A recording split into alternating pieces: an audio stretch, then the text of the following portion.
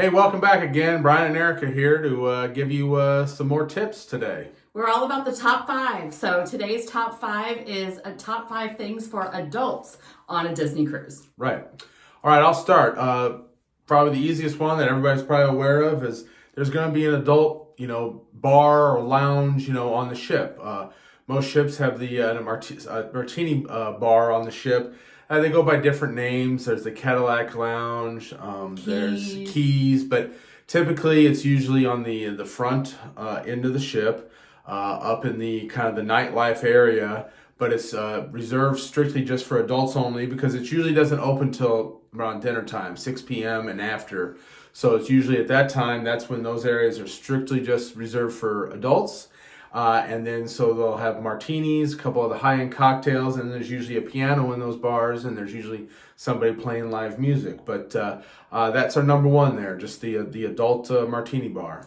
My number two, which is also my number one, is the Rainforest Room. This is the ultimate in relaxation. This is a wonderful place to go get a steam bath, to sleep in the warming chairs. Each ship, as the classes of the ship have increased, so have the amenities in the Rainforest Room. You've got to be over 18 to be in there, and it is co-ed, but it is very quiet and it's very soothing and relaxing. They've got some different types of showers in there, depending on the ship. They may have a hot tub in there, and so it is the ultimate in relaxation, and I highly, highly recommend it for our guests that are adults. And it's an additional charge, though, right? It is an additional charge, and you can get it for a day pass, or you can get it for a pass for the length of the cruise. The length of the cruise, yeah. And I think we found that the length of the cruise wasn't that bad, especially if you're going to use it every day. It really kind of pays for itself. So absolutely. Number three that I've got is the Cove Cafe. One of his favorites. That's usually, it's on the adult side of the ship when it's up on deck 10 or deck 11, wherever the pools are. It's in the area that's reserved for guests 18 and over. So they've got the coffee drinks, of course, but then they've also got, after dinner drinks, cordials.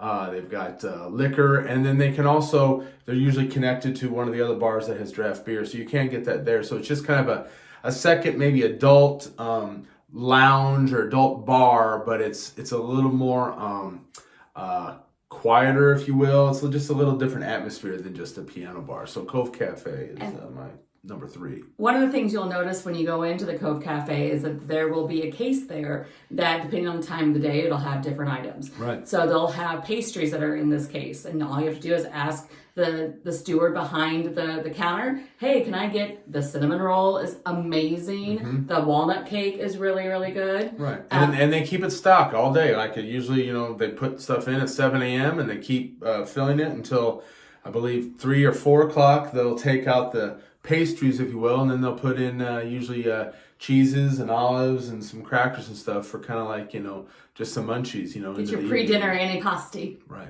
So that's really great about it. And all of that is free. A lot of people kind of look in and they don't know if is it free, is it not? Should I ask about it? Can I touch it? So it is not self-serve, but just ask and they are glad to give that to you, and you can have as much of that. And you can take it with you. You can pop in, grab something, and go back out to maybe your lounge chair on the pool deck. You don't have to eat it within the Cove Cafe. So. And the same with the Cove Cafe cups. You can get an in-house cup as you would at any cafe anywhere, or you can get a to-go cup with the lid. And then they also do those crazy characters with the foam if you get a latte and those kinds of things. Right.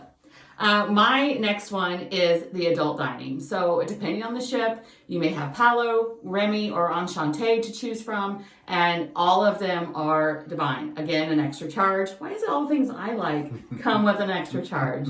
But the way that you can go and have private dining with your significant other, or just with the adults that you came with, or by yourself, the menus are all varied they're all the same. In the same restaurant on all the ships. So all the Palos are all the same and the Remy's are the same, but regarding the menu, but they all are different. Palo is more Italian, Remy is French, and Enchante is based around the Candelabra Lumiere.